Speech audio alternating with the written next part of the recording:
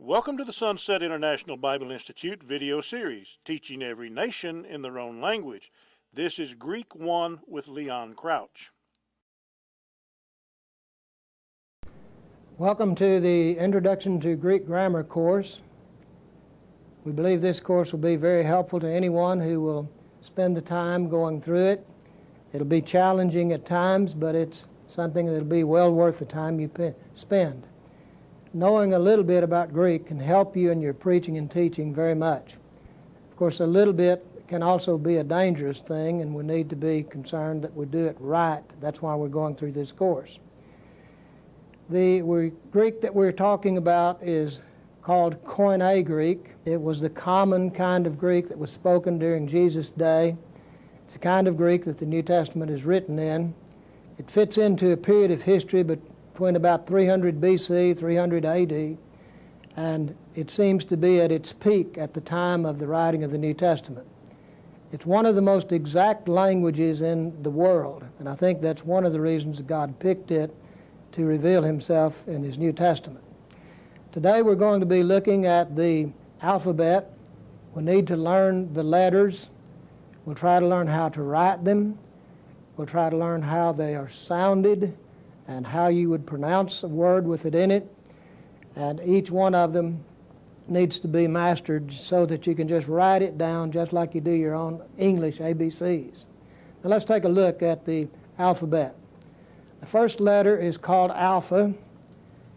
If you'll notice, this is a line like on a sheet of notebook paper, and this is just over halfway up. So you'd write it just like a little A in English. It has the same kind of sound that an A has in English, like the A in father. Father, ah. Alpha is the way it's pronounced.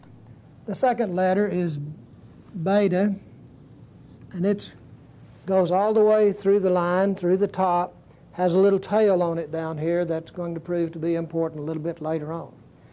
Beta is like a B in English. It'll be pronounced like the B in the word bat. So, alpha, beta. The third letter is gamma. Gamma is a word that also comes below the line a little bit, and it has an opening in it, sort of like a V. Some people think it looks like a Y in English, but it's more straight than a Y would be, I think. But it's called gamma. We know gamma rays and that kind of thing is the same kind of sound that this letter is going to have. It's like the G in go, or gamma. It's sort of a hard G sound that's in this letter. We'll learn a little bit later some more things about it. It has a couple of things that are unique to it. The next letter is called delta. Start here, go around, make a little tail that goes all the way to the top of the line. Delta, about like the D in English, and it sounds like the word D in depot or doubt or delta. Those are all about the same. And it got its name from a river delta. It's the way in the capital letter sort of gives that indication. The next letter is epsilon. Epsilon is made sort of like a capital E in English, except it's a small letter, and it has the E equivalency as far as Greek and English is concerned, and it's going to be sounded like the E in a word like egg, or some word like that. E. This letter is a short vowel. So we have alpha, beta, gamma, delta, epsilon, and the next letter is called zeta. Zeta.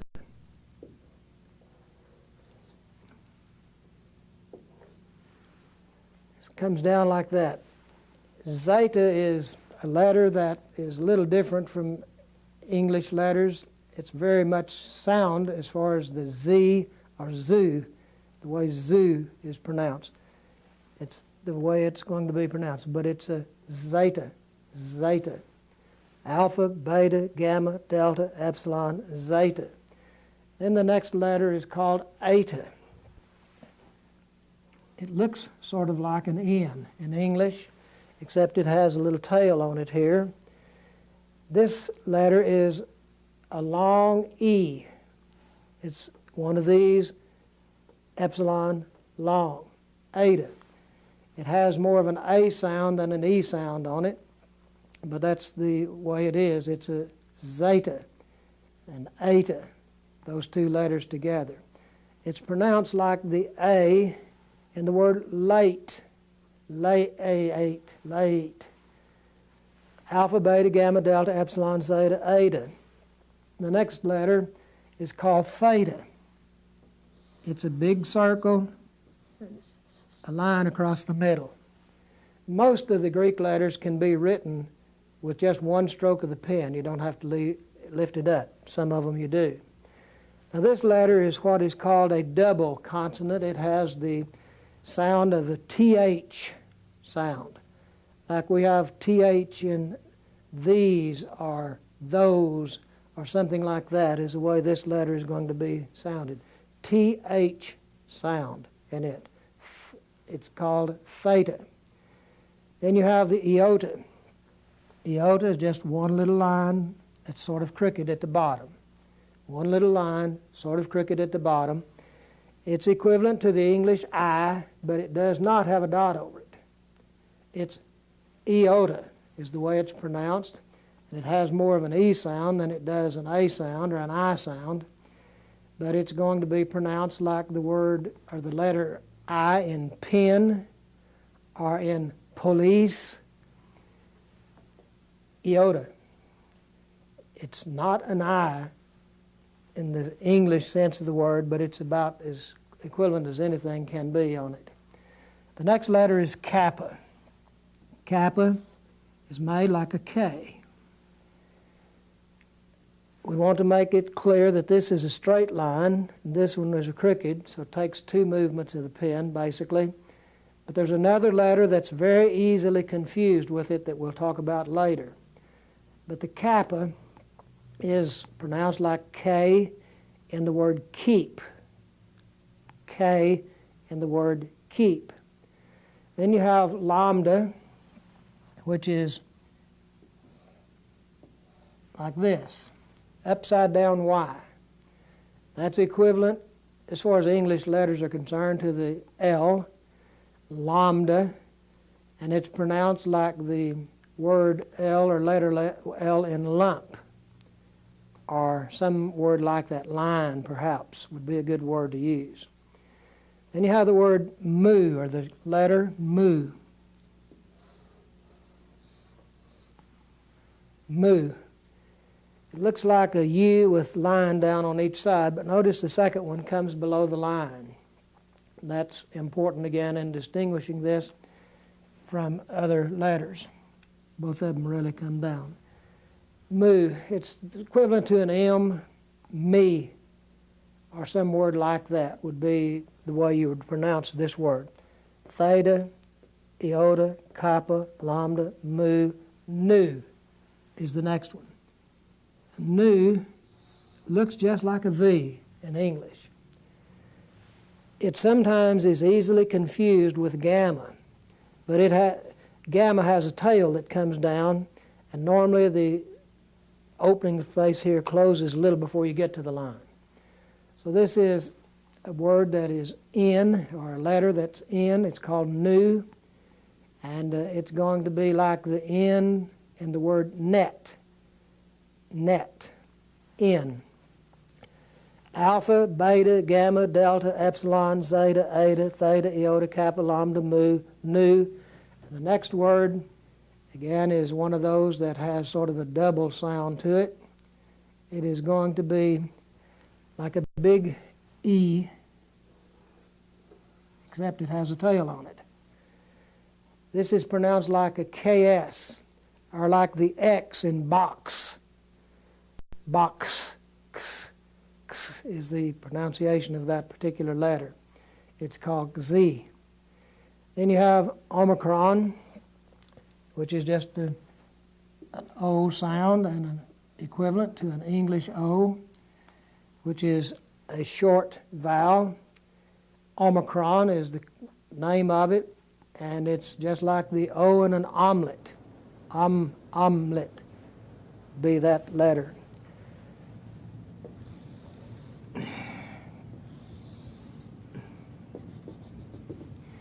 After Omicron, we have the word you learned in algebra as pi, but it's really P.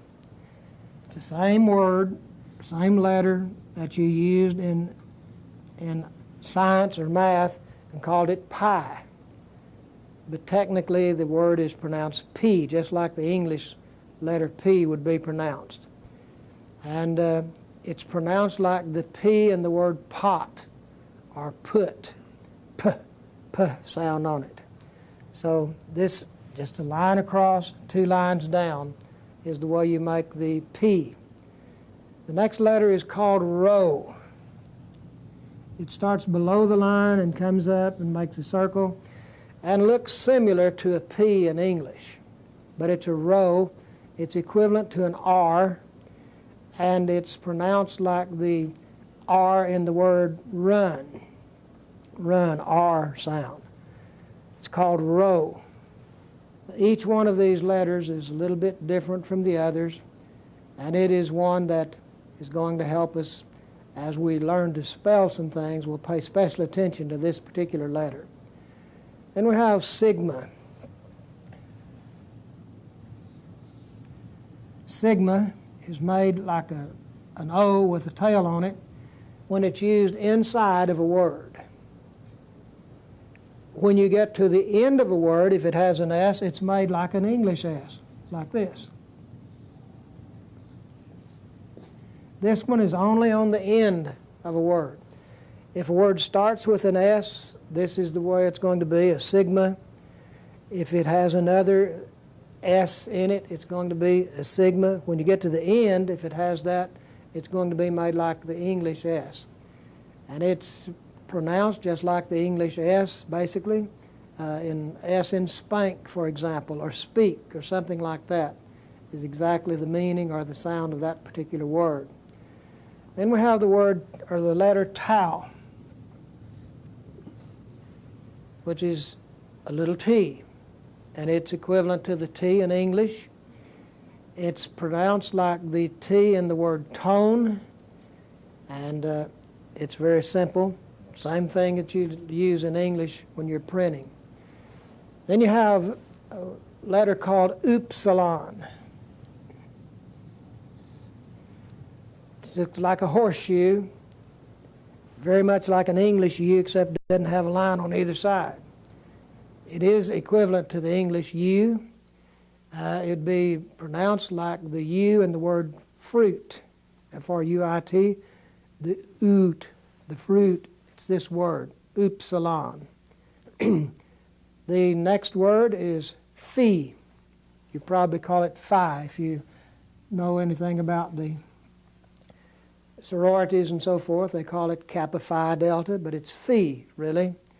And this is another one of those words that has 2 sounds connected with it, a PH, phi. We pronounce phi like an F, PH as an F in English, same way here. Phi is the way it should be pronounced, like the PH in the word phosphorus or photo or something like that is exactly the way it would be sounded. The next word is called key, just like the key you drive your automobile with.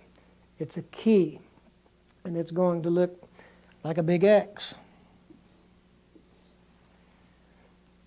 Just an X. That's a key. And it carries the idea of a CH sound. You've heard of the Loch Ness Monster, the word loch, L-O-C-H, loch. That's the way this word is sounded.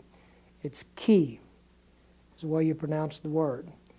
Then you have psi, which looks sort of like a pitchfork. It's a word that has a PS sound, like psalm. The word psalm starts with this letter, and it's pronounced just like a PS would be in our English word for psalm. And the last letter is the omega. Made just like a little W. The omega is a long vowel, and it's going to be pronounced like a long O, and like, say, the word note. The word note. So this is the alphabet. Alpha, beta, gamma, delta, epsilon, zeta, eta, theta, iota, kappa, lambda, mu, nu, xi, omicron, pi, rho, sigma, both kinds of sigmas, tau, upsilon, phi, chi, psi, omega. The best way to learn these is to write each one of them several times, 3 or 4 times. But when you're writing it, say the name. When you write that, say alpha, because that makes 2 impressions or 3 impressions on your brain instead of 1. You hear it, you see it, and you do it. Now I want to talk about the vowels.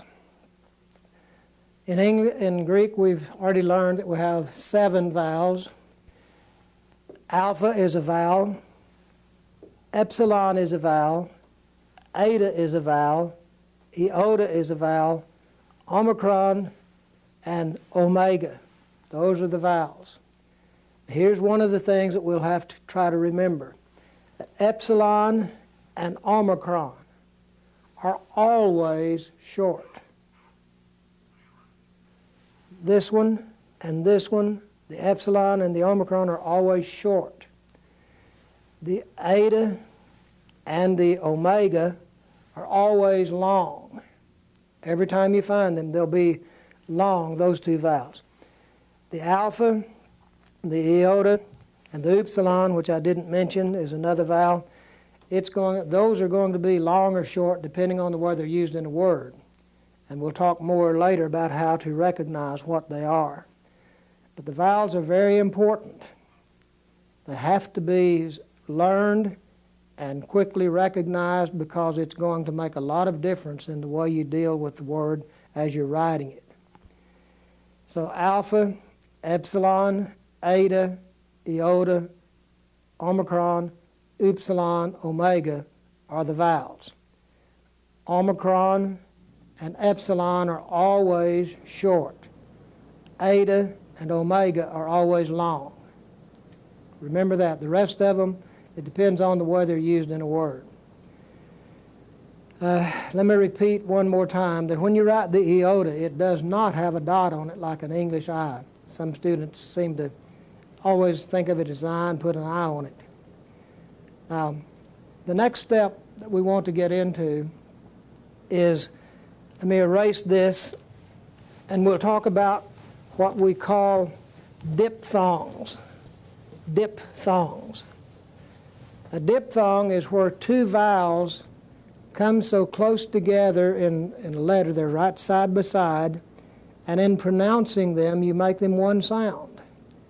For example, if you have omicron and an iota, side by side, it's going to be oi, instead of just oi or something like that. It's oi, like oil or something of that nature.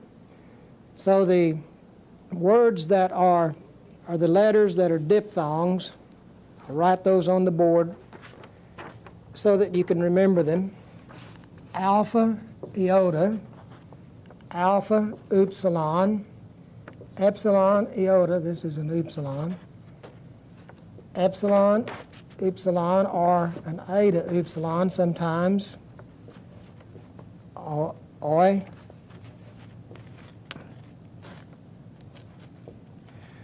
Those are the diphthongs. This one is going to be pronounced like the AI in the word aisle, like you walk down the aisle. Those 2 together is aisle, I. The next one is like the OW in cow. Cow, ow is the way they're going to be pronounced.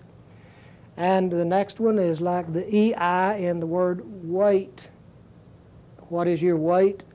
Weight, the EI in that. The These two are pronounced almost exactly the same as we think about them. They're like the EU in feud.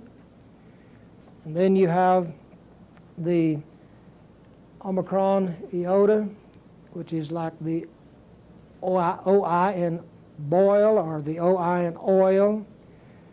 The Omicron upsilon is like the OU in soup, oop, oo. Upsilon iota is like WEE in the word between. Hui is the way that one's going to be pronounced. And these take a little bit of time getting used to as you go through your pronunciation and your spelling. These combinations are called diphthongs, a word that means these two letters fuse together in one sound instead of two sounds. Occasionally, omega nu will be found. Very seldom will they be a true diphthong. Most of the time, they're going to be used as two separate vowels. If you do, you'll have two little dots over the upsilon. The word Moses, for example, is where you'll find this kind of use of those two letters together. It may be a diphthong. If it is, it's just oo, oo.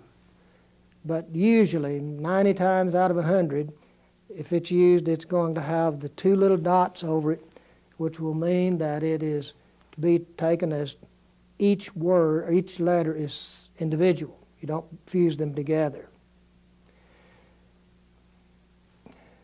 The diphthongs are very important when we learn not only to pronounce words, but when we start doing accenting, which we're going to do in a few minutes, that'll make a difference about where you place the accents.